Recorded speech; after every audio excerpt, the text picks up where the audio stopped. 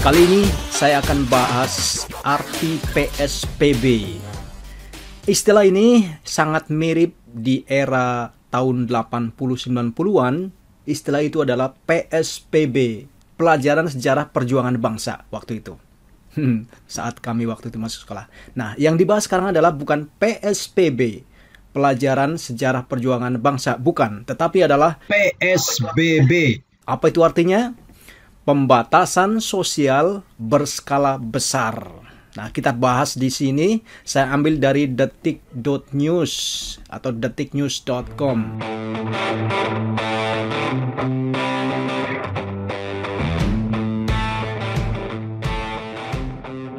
PSBB, pembatasan sosial berskala besar, adalah salah satu upaya dari pemerintah Indonesia untuk memutus dan mencegah penyebaran dari virus corona yang semakin meluas di Indonesia. Sebenarnya bukan hanya Indonesia saja ya.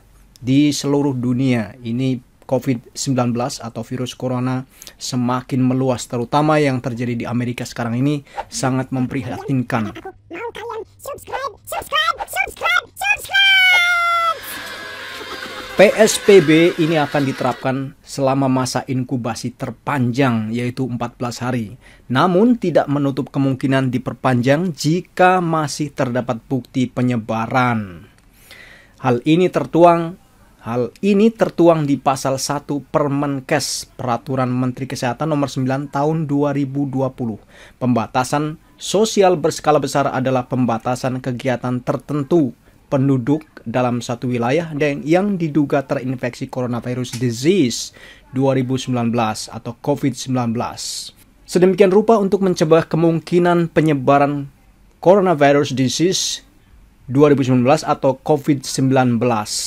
DKI Jakarta menjadi daerah pertama yang melakukan PSBB. Usulan itu disetujui oleh Menteri Kesehatan Terawan Selasa tanggal 7 bulan 4 melalui keputusan Menteri Kesehatan nomor HK01.Menkes/239/2020 tentang penetapan pembatasan sosial berskala besar di wilayah Provinsi DKI Jakarta.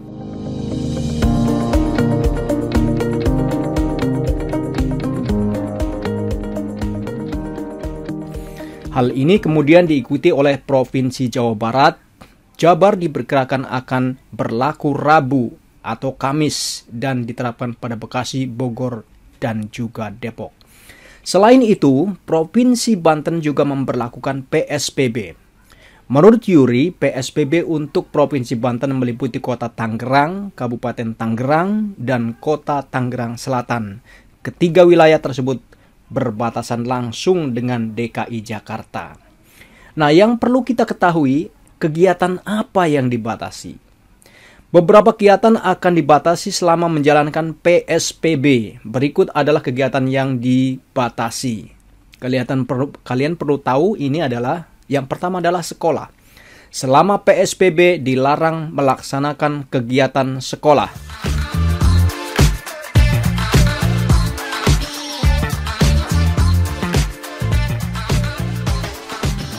Penghentian proses belajar mengajar di sekolah dan menggantinya dengan proses belajar mengajar di rumah dengan media yang paling efektif. Oke, jelas.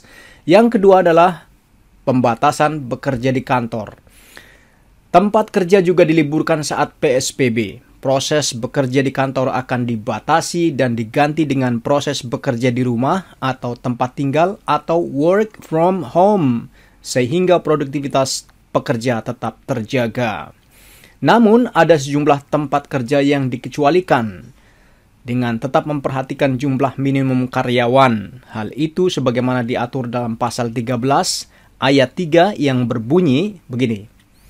Peliburan sekolah dan tempat kerja sebagaimana dimaksud pada ayat 1 huruf A dikecualikan bagi kantor atau instansi strategis yang memberikan pelayanan terkait pertahanan dan keamanan, ketertiban umum, kebutuhan pangan, bahan bakar dan minyak dan gas, pelayanan kesehatan, perekonomian, keuangan, komunikasi, industri, ekspor, impor, distribusi, logistik, dan kebutuhan dasar lainnya. Tempat kerja yang dikecualikan diantaranya adalah kepolisian dan TNI, Tentara Nasional Indonesia. Kemudian, terkait dunia usaha, ada 8 sektor yang dikecualikan, yaitu sektor kesehatan, sektor pangan, makanan dan minuman, sektor energi seperti air, gas, listrik, dan pompa bensin, serta komunikasi, sektor keuangan dan perbankan, serta pasar modal, sektor logistik dan distribusi barang, sektor kebutuhan keseharian retail seperti warung dan toko kelontong yang memberikan kebutuhan warga. Terakhir, sektor industri strategis. Selain itu, kegiatan organisasi sosial yang terkait penanganan COVID-19 juga diperbolehkan beroperasi, misalnya pengelolaan zakat, pengelolaan bantuan sosial, dan NGO kesehatan. Diharapkan sektor-sektor ini tetap menjalankan prosedur penanganan COVID-19 selama menjalankan usahanya. Yang ketiga adalah keagamaan. Selama PSBB, kegiatan keagamaan juga dibatasi. Semua tempat ibadah akan ditutup untuk umum, semua agama. Warga diminta melakukan kegiatan keagamaan di rumah dan dihadiri keluarga terbatas dengan menjaga jarak setiap orang. Selain itu, tak boleh lebih dari 20 warga yang diperbolehkan menghadiri pemakaman orang yang meninggal bukan karena COVID-19. Jadi walaupun yang meninggal itu bukan karena COVID-19, menghadiri pemakaman itu tidak boleh lebih dari 20 orang warga. Yang keempat adalah fasilitas umum. Dalam Permenkes Peraturan Menteri Kesehatan Nomor 9 Tahun 2020, ada sejumlah fasilitas umum yang dikecualikan. Pengecualian tersebut dilaksanakan dengan tetap memperhatikan pembatasan kerumunan orang serta berpedoman pada protokol dan peraturan perundang-undangan. Berikut yang dikecualikan. A. Supermarket, minimarket, pasar, toko atau tempat penjualan obat-obatan kebutuhan pangan dan barang peralatan medis kebutuhan pokok, barang penting, barang bahan bakar minyak, gas dan energi. B. Fasilitas layanan kesehatan seperti rumah sakit dan semua instansi medis terkait, termasuk unit produksi dan distribusi, baik di sektor swasta maupun publik, seperti apotek, unit transfusi darah, toko obat, toko bahan kimia, dan peralatan medis, laboratorium, klinik, ambulans, dan laboratorium penelitian farmasi, termasuk fasilitas kesehatan untuk hewan, akan tetap berfungsi. Transportasi untuk semua tenaga medis, perawat, staf medis, layanan dukungan rumah sakit lainnya tetap diizinkan untuk beroperasi. C. Hotel, tempat penginapan, homestay, pondokan, dan motel yang menampung wisatawan dan orang-orang yang terdampak akibat COVID-19, staf medis dan darurat, awak udara dan laut. D. Perusahaan yang digunakan atau diperuntukkan buat fasilitas karantina. Yang E. Fasilitas umum untuk kebutuhan sanitasi perorangan. Dan F. Tempat atau fasilitas umum untuk pemenuhan kebutuhan dasar penduduk, kebutuhan dasar penduduk lainnya termasuk kegiatan olahraga. Yang kelima, sosial budaya. Saat PSBB diterapkan, warga juga dilarang melakukan kegiatan sosial dan budaya yang berpotensi menimbulkan kerumunan. Pembatasan itu berpedoman pada pandangan lembaga adat resmi yang diakui pemerintah dan perundang-undangan. Yang keenam, transportasi umum. Di Jakarta, transportasi umum dibatasi jumlah penumpang dan jam operasionalnya.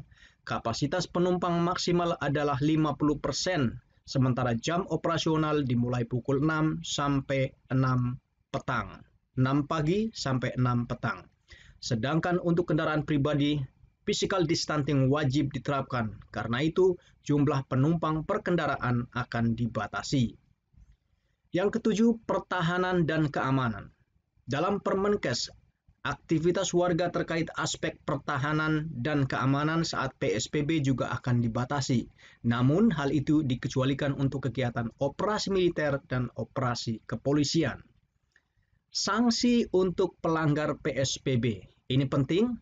Di Jakarta akan ada tindakan hukum bagi warga yang tidak mentaati PSBB karena akan disusun peraturan ini memiliki kekuatan mengikat kepada warga untuk mengikuti.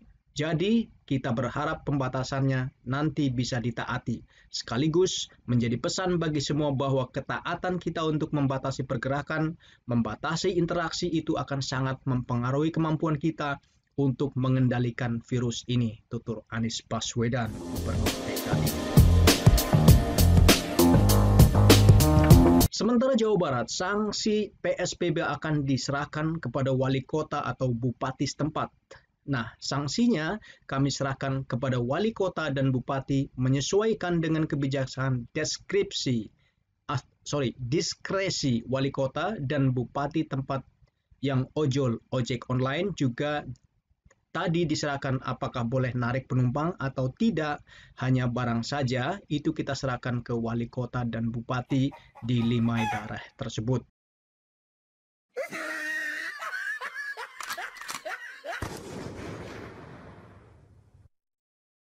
Oke, teman-teman, saudara-saudara semua, sampai di sini laporan saya. Terima kasih. Assalamualaikum warahmatullahi wabarakatuh.